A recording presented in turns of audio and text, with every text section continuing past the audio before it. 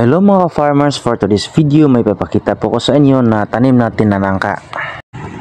Itong mga nangka na ito ay tinanim natin during my college year 2010-2014. Pag may bakasyon ako, summer or may break, umuwi ako dito at magtanim ng mga kahit anong prutas. Isa na dito ang langka. Dito ko itananim kasi yung area na to ay hindi na magagamit kasi gilid ng sapa at medyo hindi maararo, so walang ibang matanim kundi saging at ibang mga puno, lubi at saka mga fruit bearing trees. So kaya naisipan natin na tamnan ito at mga 200 siguro yung tinanim natin dito, pero yung successful nasa mga 50 lamang. So ito meron tayo mga 10 dito na area.